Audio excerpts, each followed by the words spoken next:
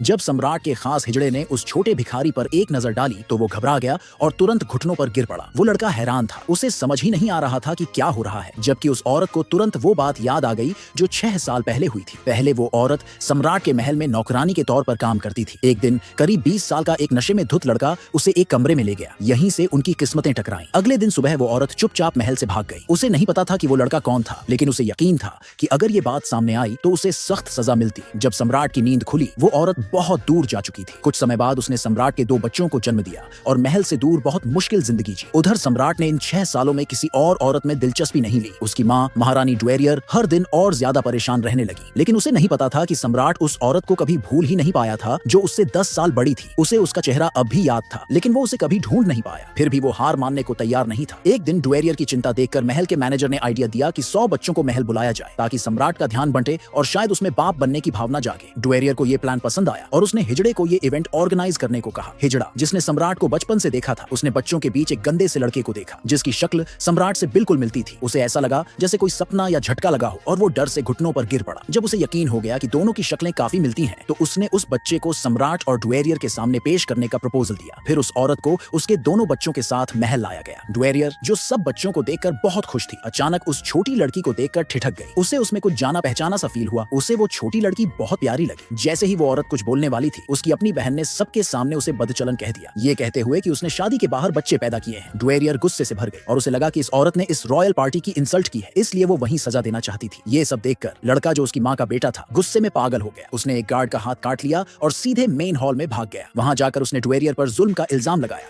और बोला कि जब वो बड़ा होगा तो अपनी माँ का बदला जरूर लेगा। सब लोग शॉक में थे। एक नौकर उसे सजा देना चाहता था क्योंकि उसने शाही खानदान की बेइज्जती की थी, लेकिन वो बच्चा बिल्कुल भी नहीं डरा। उसने कामली कहा कि उसकी एज सिर्फ 5 साल है और कानून के हिसाब से 7 साल से छोटे बच्चों को सजा नहीं दी जा सकती। फिर उसने ड्वेरियर से कहा कि उसे सही और गलत में फर्क करना चाहिए। ड्वेरियर बहुत गुस्से में थी, लेकिन लड़के की बातों में कोई गलती नहीं थी। लड़के ने कहा कि वो हमेशा अपने माँ बाप की रिस्पेक्ट करता है, क्योंकि जो अपने माँ बाप का सम्मान नहीं कर सकता वो कभी समाज की सेवा नहीं कर पाएगा। उसकी मैच्योरिटी देखकर ड्वेरियर चुप हो गई, लेकिन कुछ दरबारी बोले कि ये लड़का बैडली बिहेव्ड है और नौकरों ने कहा कि इसे सजा मिलनी चाहिए। तभी ड्वेरियर ने कहा कि जब कोई बच्चा बिना बाप के बड़ा होता है तो उसका ऐसा बिहेवियर होना एक्सपेक्टेड है। ये बात सुनकर लड़के को गहरी चोट लगी और उसने ड्वेरियर को चुप रहने को कह दिया। उसकी माँ डर गई और जल्दी से उसके मुंह पर हाथ रख दिया, लेकिन जैसे ही एक नौकर उसे मारने के लिए बढ़ा, औरत बीच में आ गई और खुद पर वार झेल लिया। ड्वेरियर से हाथ जोड़कर बोली कि उसके बेटे को छोड़ दे और सजा उसे दे। जब माहौल और बिगड़ने लगा, लड़के ने ड्वेरियर को निकम्मा और जनता के ट्रस्ट के लायक नहीं कहा। ये सुनकर सब शॉक्ड थे, यहाँ तक कि ड्वेरियर भी। तभी उसके दिमाग में आया कि ये लड़का सम्राट से बहुत मिलता जुलता है। उसी टाइम सम्राट हॉल में एंट्री करता है। औरत ने धीरे से सिर उठाया, उनकी नजरें मिली और सम्राट ने तुरंत पहचान लिया। ये वही औरत थी जिसे वो पिछले 6 सालों से डेस्परेट ढूंढ रहा था।